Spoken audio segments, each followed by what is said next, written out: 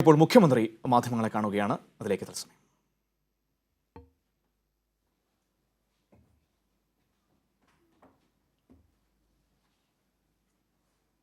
നമ്മുടെ സംസ്ഥാനത്ത് ഇന്ന് 13 പേര് പോസിറ്റീവായിരിക്കുകയാണ്.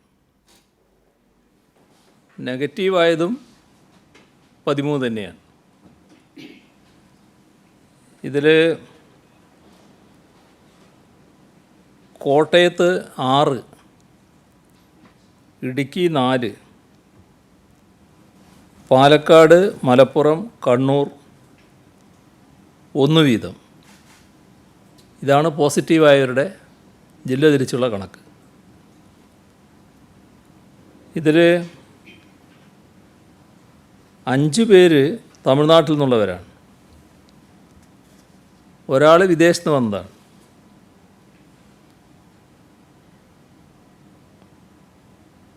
ഒരാൾക്ക് എങ്ങനെയാണ് എന്നത് പരിശോധിച്ചുകൊണ്ടിരിക്കുകയാണ്. എങ്ങനെയാണ് ബാധിച്ചത് എന്ന് പരിശോധിച്ചുകൊണ്ടിരിക്കുകയാണ്. ബാക്കിയുള്ളവർ സമ്പർക്കത്തിലൂടെയാണ്. കണ്ണൂർ 6, കോഴിക്കോട് 4, തിരുവനന്തപുരം, എറണാകുളം, മലപ്പുറം 1 വീതം. ഇങ്ങനെയാണ് നെഗറ്റീവായവരുള്ളത്. ഇതുവരെ 481 പേർക്കാണ് സംസ്ഥാനത്ത് രോഗം സ്ഥിരീകരിച്ചത്. അതിൽ 123 പേർ ഇപ്പോൾ ചികിത്സയിലാണ്. 20,301 പേരാണ് നിരീക്ഷണത്തിലുള്ളത്. 19,812 പേർ വീടുകളിലാണ്. 489 പേർ ആശുപത്രികളിലുമാണ്. ഇന്ന് മാത്രം 104 ആളുകൾ ആശുപത്രിയിലായിട്ടുണ്ട്. ഇതുവരെ 23,271 സാമ്പിളുകളാണ് പരിശോധനയ്ക്ക് അയച്ചത്. 22,537 എണ്ണം രോഗബാധയില്ല എന്ന് ഉറപ്പാക്കിയിട്ടുണ്ട്. ആരോഗ്യ പ്രവർത്തകർ, അതിഥി തൊഴിലാളികൾ, സാമൂഹ്യ സമ്പർക്കം കൂടുതലുള്ള വ്യക്തികൾ, ഇത്തരത്തിൽ മുൻഗണനാ ഗ്രൂപ്പുകളിൽ നിന്ന് 875 സാമ്പിളുകൾ ശേഖരിച്ച് പരിശോധനയ്ക്ക് അയച്ചു. അതിൽ 611 സാമ്പിളുകൾ നെഗറ്റീവായി റിസൾട്ട് വന്നിട്ടുണ്ട്. കോവിഡ് പരിശോധന വ്യാപകമാക്കണമെന്ന് തീരുമാനിച്ചിരുന്നു. അതിൻ്റെ ഭാഗമായി ഇന്നലെ 3056 സാമ്പിളുകൾ പരിശോധനയ്ക്ക് അയച്ചു. സംസ്ഥാനത്തെ ഹോട്ട്സ്പോട്ടുകളിൽ മാറ്റം വന്നിട്ടുണ്ട്. ഇതോടൊപ്പം തന്നെ റെഡ് സോണിലും മാറ്റം വരുത്തേണ്ട അവസ്ഥ വന്നിരിക്കുകയാണ്. നേരത്തെ പ്രഖ്യാപിച്ച 4 ജില്ലകൾ റെഡ് സോണായിട്ട് തന്നെ തുടരും. ഇന്നലെയും ഇന്നുമായി കോട്ടയത്തും ഇടുക്കിയും വർധനവാണ് വന്നുകൊണ്ടിരിക്കുന്നത്. അപ്പോൾ ആ സാഹചര്യത്തിൽ കോട്ടയവും ഇടുക്കിയും റെഡ് സോണായി പ്രഖ്യാപിക്കുകയാണ്.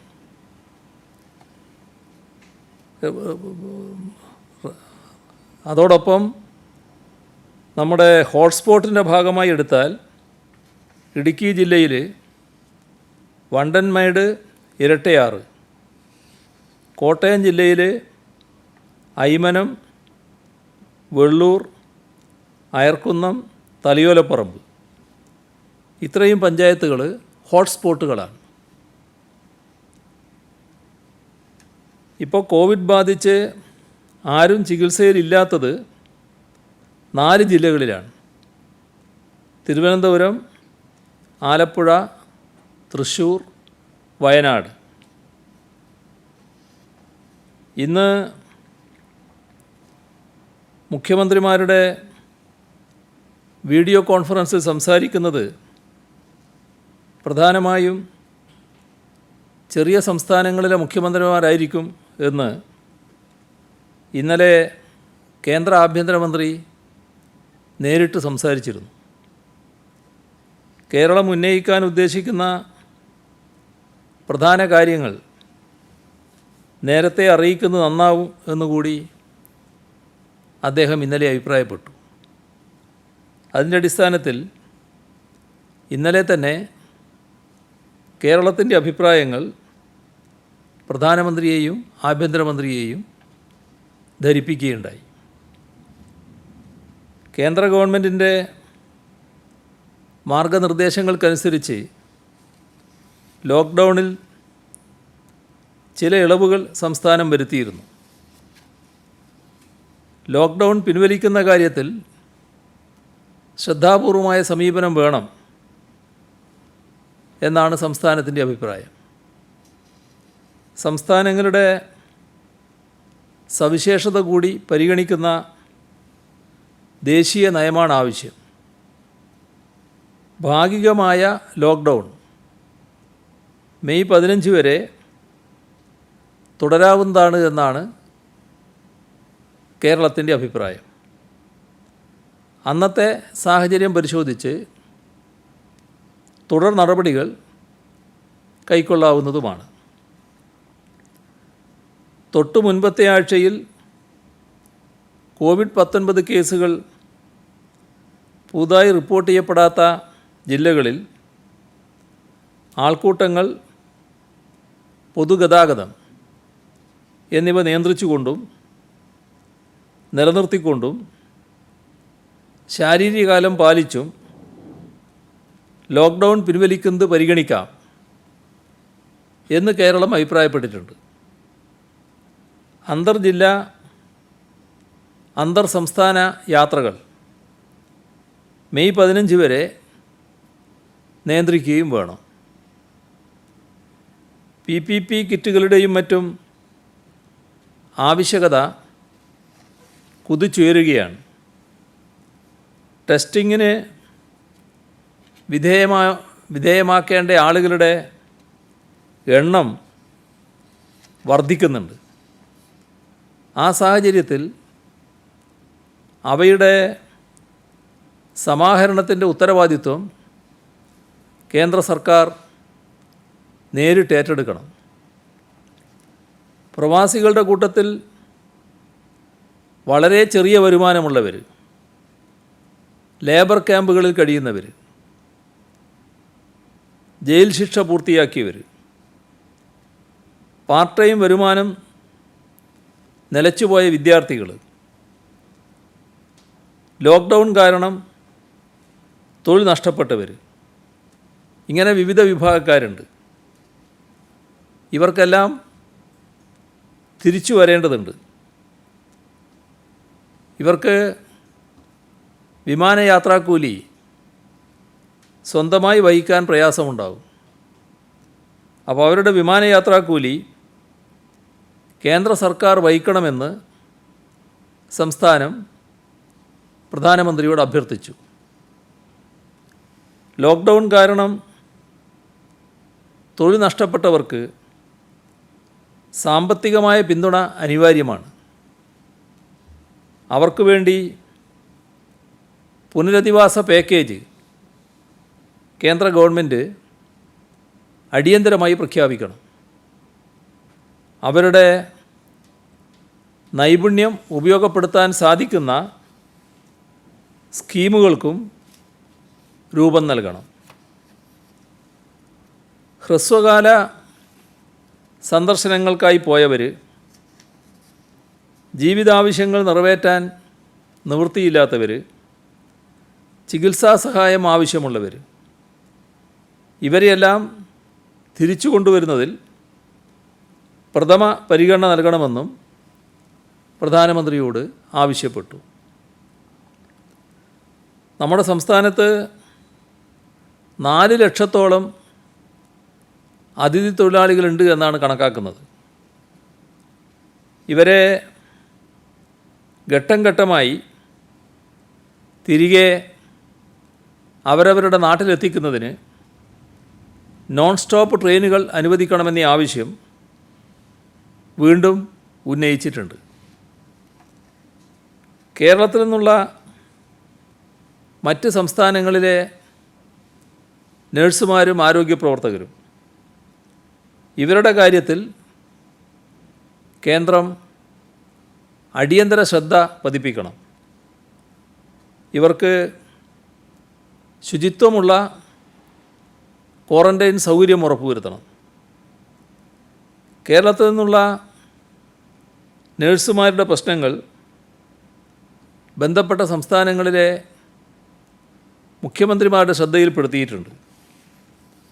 പ്രധാനമന്ത്രിയുടെ സത്വര ഇടപെടൽ ഇക്കാര്യത്തിൽ ഉണ്ടാകണമെന്നാണ് സംസ്ഥാനത്തിൻ്റെ താൽപ്പര്യം. കോവിഡ്-19 ഭീഷണിയെ ഫലപ്രദമായി നേരിടുന്നതിന് സാങ്കേതികവിദ്യ ശരിയായി വിനിയോഗിക്കാൻ സംസ്ഥാന സർക്കാരിന് സാധിക്കുന്നുണ്ട്. ട്രാക്കിംഗ്, ട്രേസിംഗ്, ക്വാറൻറ്റൈൻ നിരീക്ഷണം എന്നിവയ്ക്ക് സാങ്കേതികവിദ്യ അനിവാര്യമാണ്. ഇന്ത്യ ഗവൺമെൻറ് വികസിപ്പിച്ച ആരോഗ്യ സേതു ആപ്പ് പ്രോത്സാഹിപ്പിക്കാൻ പ്രധാനമന്ത്രി ആവശ്യപ്പെട്ടിരുന്നു.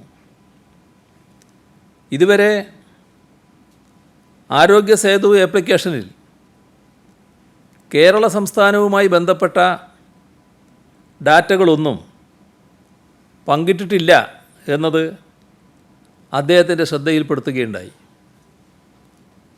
ലോക്ക്ഡൗണിൻ്റെ പശ്ചാത്തലത്തിലുള്ള സാമ്പത്തിക പ്രത്യാഘാതത്തിന് അത് പരിഹരിക്കുന്നതിനും ലഘൂകരിക്കുന്നതിനുമുള്ള അർഹമായ ഊന്നൽ നൽകേണ്ടതുണ്ട്. ലഭ്യമായ വിവരങ്ങളനുസരിച്ചുള്ള വിദഗ്ധരുടെ ആദ്യഘട്ട വിലയിരുത്തൽ പ്രകാരം 2020-21 സാമ്പത്തിക വർഷത്തിൻ്റെ ആദ്യപാദത്തിൽ കേരളത്തിൻ്റെ മൊത്തം മൂല്യവർധനയിലുണ്ടായ നഷ്ടം ഏകദേശം 80,000 കോടി രൂപയാണ്. സ്ഥിതിഗതികൾ മെച്ചപ്പെടുന്നില്ലെങ്കിൽ നഷ്ടം ഇനിയും വർദ്ധിക്കും. ലോക്ക്ഡൗൺ കാലയളവിൽ 83,30,000-ഓളം വരുന്ന സ്വയം തൊഴിൽ, കാഷ്വൽ തൊഴിലാളികളുടെ വേതന നഷ്ടം 14,000 കോടി രൂപയാണ്.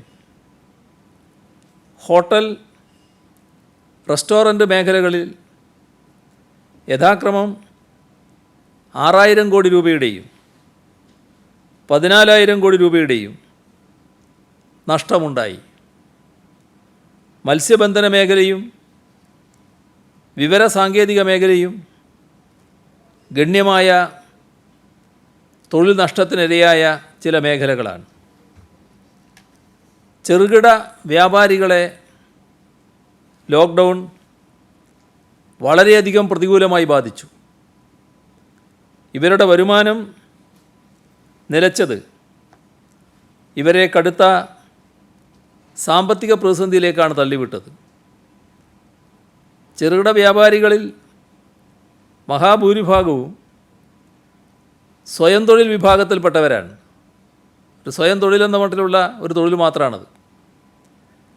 അതുകൊണ്ട് തന്നെ ചെറുകിട വ്യാപാരികൾക്ക് പ്രത്യേക പരിഗണന നൽകേണ്ടതുണ്ട്. ദേശീയ ദുരന്ത നിവാരണ ഫണ്ടിൻ്റെ കീഴിലുള്ള ഒരു പാക്കേജിലൂടെ ഇവരെ കേന്ദ്ര സർക്കാർ പിന്തുണക്കണം. അസംഘടിത മേഖലയിൽ തൊഴിലെടുക്കുന്നവരുടെ നിലനിൽപ്പിന് ദേശീയ തലത്തിൽ വരുമാന സഹായ പദ്ധതി നടപ്പാക്കണം. ലോക്ക്ഡൗൺ കാര്യമായി ബാധിച്ച ചെറുകിട വ്യാപാരികൾക്ക് 2 ലക്ഷം മുതൽ 5 ലക്ഷം രൂപ വരെ വായ്പ അനുവദിക്കണം.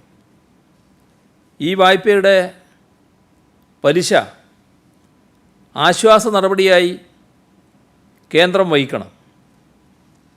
തൊഴിൽ സംരംഭങ്ങളിലെ തൊഴിൽ നിലനിർത്തുന്നതിന് ഇവയ്ക്കാവശ്യമായ സബ്സിഡി നൽകണമെന്ന അഭ്യർത്ഥനയും പ്രധാനമന്ത്രിക്ക് മുന്നിൽ വെച്ചു. ലോക്ക്ഡൗൺ നടപടികൾ മൂലം ചെറുകിട വ്യവസായങ്ങൾക്ക് വലിയ തോതിലുള്ള നഷ്ടമാണ് സംഭവിച്ചത്. ഇവ നികത്താൻ കുറഞ്ഞ പലിശ നിരക്കിൽ കൂടുതൽ പണമിടപാട് ഈ മേഖലയിൽ നടക്കണമെന്നാണ് വിദഗ്ധാഭിപ്രായം. നിലവിലെ ലോണുകൾക്ക് 50% പലിശ ഇളവ് നൽകണം. ചെറുകിട സ്ഥാപനങ്ങളിലെ തൊഴിലാളികൾക്ക് ESI വേതനം നൽകുന്നതിനുള്ള നടപടികൾ സ്വീകരിക്കണം. EPF-ലേക്ക് വിഹിതം കൊടുക്കേണ്ട പരിധി 15,000-ൽ നിന്നും 25,000-ആയി ഉയർത്തണം. സംസ്ഥാനങ്ങൾക്കുള്ള ഭക്ഷ്യധാന്യങ്ങളുടെയും പയർവർഗ്ഗങ്ങളുടെയും സപ്ലൈ ആവശ്യമായ രീതിയിലുണ്ടെന്ന് ഉറപ്പുവരുത്തണം. നാഫെഡും അതുപോലുള്ള മറ്റ് ഏജൻസികളും ഇക്കാര്യത്തിൽ അനുകൂലമായ നിലപാടെടുക്കണമെന്നും പ്രധാനമന്ത്രിയോട് അഭ്യർത്ഥിച്ചു. കോവിഡ്-19 ബാധയും തുടർന്ന് ലോക്ക്ഡൗണും വന്ന ഘട്ടത്തിൽ നാം അഭിമുഖീകരിക്കുന്ന ഏറ്റവും ഗുരുതരമായ വിഷയം പ്രവാസികളുടേതാണ്. അവർ സുരക്ഷിതമായിരിക്കുക എന്നതാണ് നമ്മുടെ മുന്തിയ പരിഗണന. പ്രവാസികളെ തിരിച്ചു കൊണ്ടുവരാൻ നിരന്തരം നടത്തുന്ന ശ്രമങ്ങൾ എല്ലാവർക്കും അറിയാമല്ലോ. അതിന് ഫലമുണ്ടാകും എന്നാണ് കരുതുന്നത്. അതുമായി ബന്ധപ്പെട്ട് പ്രവാസ ലോകത്തെ പ്രമുഖ മലയാളികളുമായി ഇന്നലെയും ആശയവിനിമയം നടത്തിയിരുന്നു. കേന്ദ്ര ഗവൺമെൻറ്റുമായി നിരന്തരം ബന്ധപ്പെടുന്നുമുണ്ട്. ലോക്ക്ഡൗൺ പ്രഖ്യാപിച്ചപ്പോൾ പല സംസ്ഥാനങ്ങളിലായി നിരവധി മലയാളികൾ കുടുങ്ങിപ്പോയിട്ടുണ്ട്. വിദ്യാർത്ഥികൾ, ബിസിനസ് ആവശ്യത്തിന് പോയവർ, അടുത്ത ബന്ധുക്കളെ കാണാൻ പോയവർ, ഇങ്ങനെ പലരും. ഇവരുടെ പലരുടെയും അവസ്ഥ വിഷമകരമാണ്. ഭക്ഷണം കൃത്യമായി കിട്ടാത്തവർ പോലുമുണ്ട്. നേരത്തെ താമസിച്ച ഹോസ്റ്റലുകളിൽ നിന്നും ഹോട്ടലുകളിൽ നിന്നും ഇറങ്ങേണ്ടി വന്നവരുണ്ട്. താൽക്കാലിക ട്രെയിനിങ്ങിനും മറ്റും പോയവരാണ് ചിലർ. അപ്പം അങ്ങനെയുള്ളവരെ സംസ്ഥാനത്തേക്ക് തിരിച്ചു കൊണ്ടുവരും. ഇതിനുള്ള രജിസ്ട്രേഷൻ ബുധനാഴ്ച ആരംഭിക്കും. അതിൻ്റെ വിശദാംശങ്ങൾ പിന്നീട് നോർക്ക അറിയിക്കും.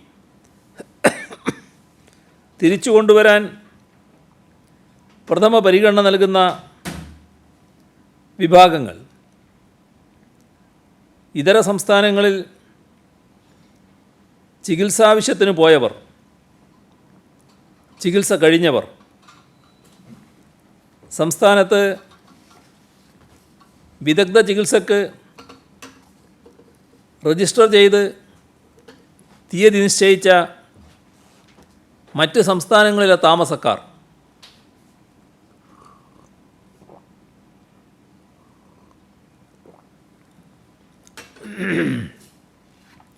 പഠനാവശ്യത്തിന് മറ്റ് സംസ്ഥാനങ്ങളിലേക്ക് പോയി പഠനം പൂർത്തീകരിച്ചവർ,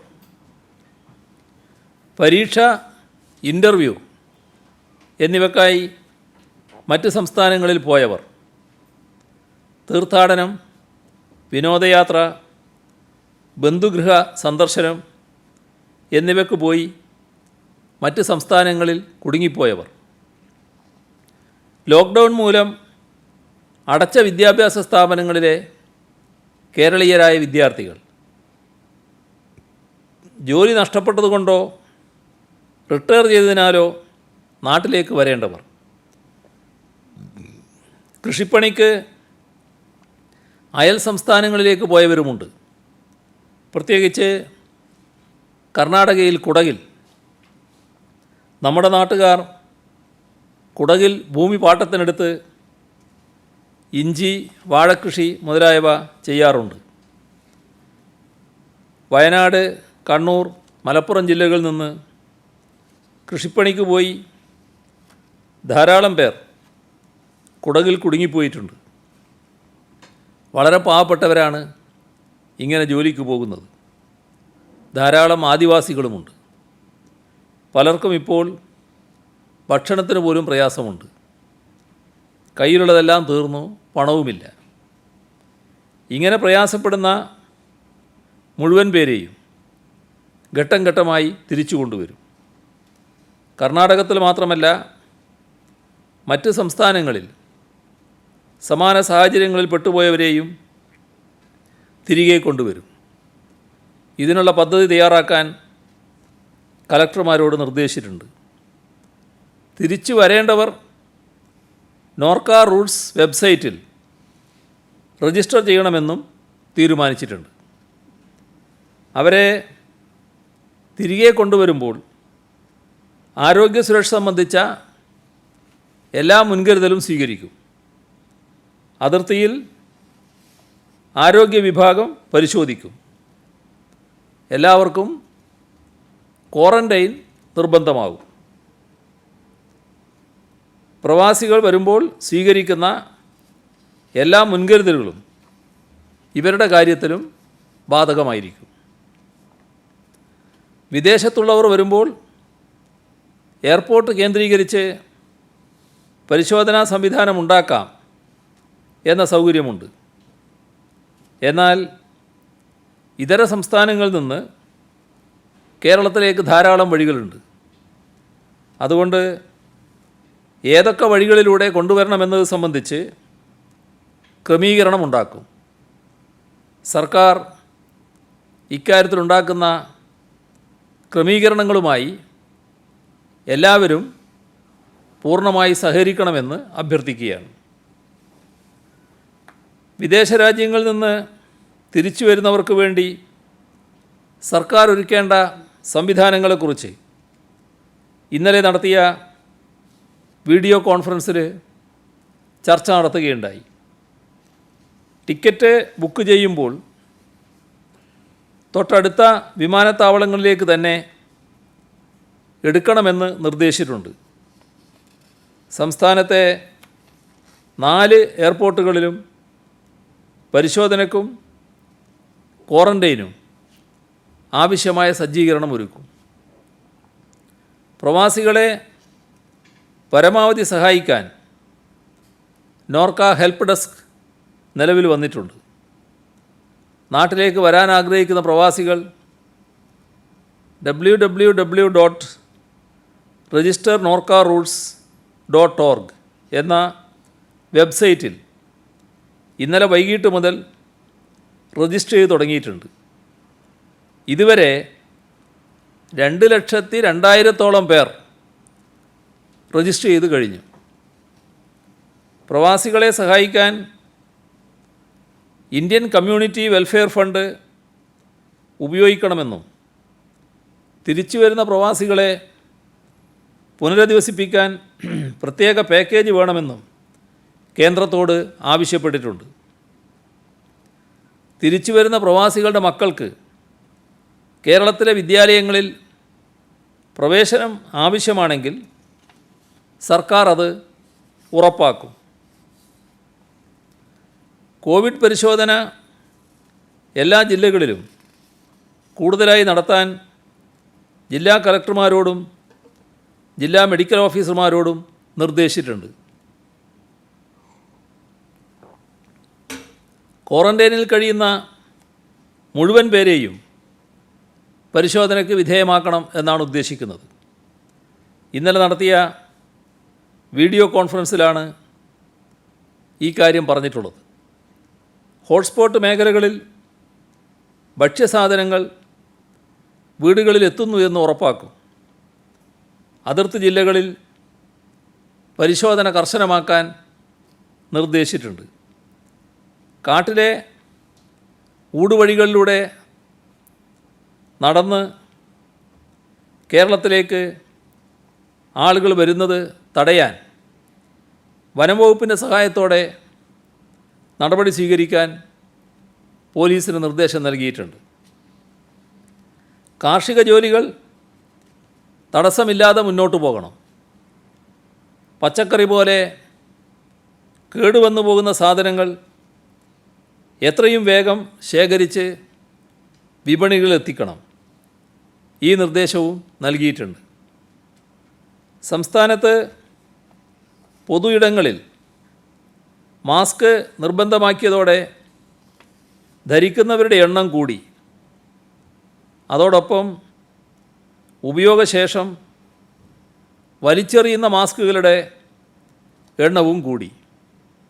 ഇങ്ങനെ അലക്ഷ്യമായി ഉപേക്ഷിക്കപ്പെടുന്ന മാസ്കുകൾ ഗുരുതര ആരോഗ്യ പ്രശ്നങ്ങളാണ് സൃഷ്ടിക്കുന്നത്. മഴ കൂടി വന്നതോടെ പ്രശ്നം ഇരട്ടിച്ചിരിക്കുകയാണ്. ഉപയോഗിച്ച മാസ്ക് അലക്ഷ്യമായി കളയുന്നത് സമൂഹത്തോടുള്ള അപരാധമാണ്. കഴുകി സൂക്ഷിക്കാവുന്ന തുണിയുടെ മാസ്ക് പൊതുജനങ്ങൾ ഉപയോഗിക്കുന്നതാവും അഭികാമ്യമെന്ന് ഒരിക്കൽ കൂടി ഓർമ്മിപ്പിക്കുന്നു. മാസ്കിൻ്റെ കാര്യത്തിൽ ഇടുക്കിയിലെ ഹോട്ട്സ്പോട്ടായി പ്രഖ്യാപിച്ച ചില സ്ഥലങ്ങളിൽ ചെറിയൊരു അനാസ്ഥ നിലനിൽക്കുന്നതായി ശ്രദ്ധയിൽപ്പെട്ടിട്ടുണ്ട്. ചിലർ മാസ്ക് ധരിക്കാതെ ATM പോകുന്നു, കടകളിൽ പോകുന്നു, പൊതുസ്ഥലങ്ങളിലുണ്ടാകുന്നു. ഇത് ഗൗരവമായി കണ്ടുകൊണ്ട് തിരുത്താൻ ആവശ്യമായ നടപടികൾ സ്വീകരിക്കേണ്ടതാണ്. സംസ്ഥാനത്ത് ചരക്ക് നീക്കം ഏതാണ്ട് സാധാരണ നിലയിലേക്ക് വരുന്നുണ്ട്. ഇന്നലെ 2464 ട്രക്കുകൾ വന്നു. സംസ്ഥാനത്ത് തദ്ദേശ സ്വയംഭരണ സ്ഥാപനങ്ങളുടെ കീഴിൽ ആരോഗ്യവകുപ്പിൻ്റെ മേൽനോട്ടത്തിൽ 1200 പാലിയേറ്റീവ് കമ്മ്യൂണിറ്റി നഴ്സുമാർ പ്രവർത്തിക്കുന്നുണ്ട്. രോഗബാധിതർ, കിടപ്പ് രോഗികൾ, പരിചരണം ലഭിക്കാത്ത വയോജനങ്ങൾ തുടങ്ങിയവരെ അവരുടെ വീടുകളിൽ ചെന്ന് അവർക്ക് വേണ്ട സേവനം ലഭ്യമാക്കുന്ന പ്രവർത്തനങ്ങളാണ് ഇവർ നടത്തി വരുന്നത്. ഇവരുടെ സേവനം പ്രത്യേകം എടുത്തു പറയേണ്ടതായിട്ടുണ്ട്. കോവിഡ് കാലത്തെ നിയന്ത്രണങ്ങൾ കാരണം വിവാഹങ്ങൾ മാറ്റിവെച്ച ആരോഗ്യ പ്രവർത്തകരെക്കുറിച്ചും ലളിതമായി വിവാഹം നടത്തിയവരെക്കുറിച്ചും വിവാഹത്തിന് നീക്കിവെച്ച ചെലവിൽ ഒരു ഭാഗം ദുരിതാശ്വാസ നിധിയിലേക്ക് സംഭാവന നൽകിയവരെക്കുറിച്ചും വാർത്തകളുണ്ട്. വിവാഹിതരായവർക്ക് ആശംസകൾ നേരുന്നു. വിവാഹം മാറ്റിവെച്ചവർക്ക് എത്രയും വേഗം വിവാഹിതരാവാൻ കഴിയട്ടെ എന്ന് ആശംസിക്കുന്നു. ബസവേശ്വരൻ്റെ 889 ജയന്തി ഏപ്രിൽ 26 കോവിഡിൻ്റെ പശ്ചാത്തലത്തിൽ ഈ വർഷത്തെ ആഘോഷങ്ങൾ വേണ്ടെന്ന് വെക്കാനും ഒരു മാസം രക്തദാന മാസമായി ആചരിക്കാനും തീരുമാനിച്ചതായി ഓൾ ഇന്ത്യ വീരശൈവ മഹാസഭ അറിയിച്ചിട്ടുണ്ട്. ജയന്തി ദിനത്തിൽ കമ്മ്യൂണിറ്റി കിച്ചണുകളിലേക്ക് പച്ചക്കറി പലവ്യഞ്ജന സാധനങ്ങളും നൽകിയിട്ടുണ്ട്. അതിനെ വീരശൈവ മഹാസഭയെ അഭിനന്ദിക്കുന്നു. അധ്യാപക സംഘടനയായ KSTA 24 ലക്ഷം രൂപ വില വരുന്ന 4000 PPE കിറ്റുകൾ ആരോഗ്യവകുപ്പിന് കൈമാറി. 6 ദിവസം ശമ്പളം മാറ്റിവെക്കാൻ സർക്കാർ ഇറക്കിയ ഉത്തരവ് കത്തിക്കാൻ ആഹ്വാനം നൽകിയ അധ്യാപക സംഘടനയുടെ സെക്രട്ടറി ഹെഡ്മാസ്റ്ററായ തിരുവനന്തപുരം പോത്തങ്കോട് GUP സ്കൂളിൽ ഇന്ന് എല്ലാവരും ശ്രദ്ധിക്കേണ്ട ഒരു സംഭവമുണ്ടായി. ആ വിദ്യാലയത്തിലെ കൊച്ചുകുട്ടികൾ തങ്ങൾക്ക് വിഷുക്കൈ നീട്ടമായും സക്കാത്തായും കിട്ടിയതും സമ്പാദ്യ കൊടുക്കയിൽ നിക്ഷേപിച്ചതുമായ 10,000-ലധികം രൂപ ദുരിതാശ്വാസ നിധിയിലേക്ക് സംഭാവന ചെയ്തു. പാലക്കാട് ആലത്തൂരിലെ സഹകരണ സ്ഥാപനങ്ങൾ, പഞ്ചായത്തുകൾ, നാട്ടുകാർ എന്നിവർ ചേർന്ന് 97,72,151 രൂപ നൽകുകയുണ്ടായി. ധർമ്മടം സർവീസ് സഹകരണ ബാങ്ക് 25,25,000 രൂപ നൽകി. കേരളത്തിലെ റെയിൽവേ ലോക്കോ പൈലറ്റുമാർ 38,20,000 രൂപ നൽകി. ചോറോട് സർവീസ് സഹകരണ ബാങ്ക് 41,21,415 രൂപ നൽകി. Calicut university employees housing cooperative society 25 lakh രൂപ നൽകി. എടച്ചേരി സർവീസ് സഹകരണ ബാങ്ക് 25 ലക്ഷം രൂപ. Kerala Sahitya Akademi vice chairperson doctor Khadeeja Mumtaz അവർക്ക് പ്രതിമാസം ഓണറേറിയമായി ലഭിക്കുന്ന 10,000 രൂപയും അവശേഷിക്കുന്ന കാലയളവിലേക്കുള്ള ഓണറേറിയവും. വിരമിച്ച എയ്ഡഡ് കോളേജ് അധ്യാപകരുടെ കൂട്ടായ്മ സാന്ത്വം 23 ലക്ഷം രൂപ. കൊല്ലം ഐമൺ ജേക്കബ് ഇടിക്കുള പരപ്പാടിയിൽ 2 ലക്ഷം രൂപ. മെൽബണിൽ നേഴ്സായും നേഴ്സിംഗ് ടീച്ചറായും സേവനമനുഷ്ഠിക്കുന്ന ആലപ്പുഴ സ്വദേശി അജിതകുമാരി 1 ലക്ഷം. കേരള വിഷൻ ഓപ്പറേറ്റേഴ്സ് സംസ്ഥാന കമ്മിറ്റി 15,70,000 രൂപ. കോഴിക്കോട് ജില്ലയിലെ മെഡിക്കൽ വിദ്യാർത്ഥി ലക്ഷ്മി പ്രിയ 5 ലക്ഷം രൂപ. സേലം രക്തസാക്ഷി തളിയൻ രാമൻ നമ്പ്യാരുടെ ചെറുമകളും എഴുത്തുകാരിയുമായ റിട്ടയേർഡ് അധ്യാപിക ശാന്ത കാവുമ്പായി 4 മാസത്തെ പെൻഷൻ തുകയായ 1 ലക്ഷം രൂപ. അഡ്വക്കേറ്റ് ജനറൽ ഓഫീസിലെ ജീവനക്കാരുടെ സഹകരണ സംഘം 10 ലക്ഷം രൂപ.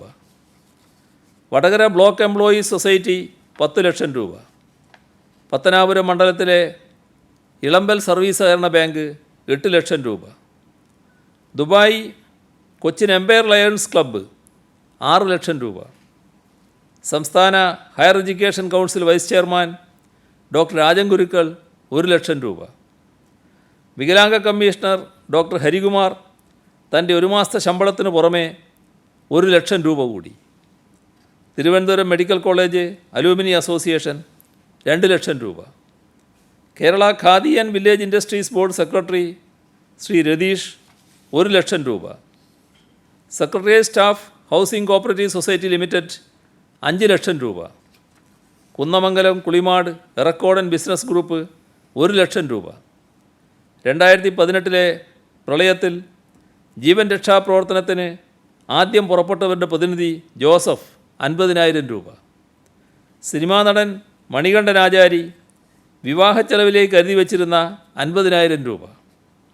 പ്രവാസിയായ ഭരത് രാജ് അനിയത്തിയുടെ കല്യാണത്തിന് നാട്ടിലേക്ക് വരാൻ കരുതി വച്ചിരുന്ന 25,000 രൂപ. കോഴിക്കോട് സ്വദേശിയായ റിട്ടയേർഡ് അധ്യാപകൻ അച്യുതൻ പി തൻ്റെ 5 മാസത്തെ പെൻഷൻ തുകയായ 57,000 രൂപ. എറണാകുളം മരട് സ്വദേശിനി ശ്രീമതി വള്ളി കുമാരൻ 3 പവൻ്റെ 2 വളകളും മോതിരവും ദുരിതാശ്വാസ നിധിയിലേക്ക് സംഭാവനയായി നൽകി. എറണാകുളം ഉദിയംപേരൂർ സ്വദേശി MB നാരായണദാസ് 12,500 നാളികേരമാണ് ദുരിതാശ്വാസ നിധിയിലേക്ക് കൈമാറിയത്. വെങ്ങന്നൂർ മുട്ടക്കാട് ചാലഞ്ച് ഹൗസിലെ ആർട്ടിസ്റ്റ് ഡോക്ടർ GSS നായരും ഭാര്യ ഇന്ദിരയും ചേർന്ന് 77,814 രൂപ. ഗവേഷണ സ്ഥാപനമായ IRTC മുണ്ടൂർ 5 ലക്ഷം രൂപ. Kerala state service pensioners union Dharmadam unit 1 lakh രൂപ. ബ്രണ്ണൻ കോളേജിലെ മുൻ അധ്യാപകരായ ധർമ്മടത്തെ professor V Raveendran, professor T P Indira 1,25,000 രൂപ. തിരുവനന്തപുരത്ത് തെങ്ങ് കയറി ഉപജീവനം നടത്തുന്ന ഛത്തീസ്ഗഡ് സ്വദേശികൾ ചേർന്ന് 52,000 രൂപ. കോട്ടയം ചിറക്കടവ് ഗ്രാമപഞ്ചായത്ത് 20 ലക്ഷം രൂപ. Franciscan sisters of all saints Kottayam 50,000 രൂപ. വിഷുക്കൈനീട്ടം സ്വരൂപിച്ച് നൽകിയ ഒട്ടേറെ കുട്ടികളുടെയും റമദാൻ ദാനധർമ്മങ്ങൾക്കുള്ള പണം മാറ്റിവെച്ച് നൽകിയവരുടെയും വിവരങ്ങൾ വായിക്കാൻ ഉണ്ട്. അത് വായിക്കാൻ കഴിയാവുന്നതിലേറെയാണ് ആ പട്ടിക എന്നതുകൊണ്ട് അങ്ങനെ സഹായം നൽകിയ മുഴുവൻ കുട്ടികൾക്കും മുതിർന്നവർക്കും നന്ദി അറിയിക്കുന്നു. വിശദമായ ലിസ്റ്റ് പ്രസിദ്ധീകരണത്തിന് മാധ്യമങ്ങൾക്ക് നൽകുന്നുമുണ്ട്. ഇത്രയാണ് ഇന്ന് പറയാനുള്ളത്.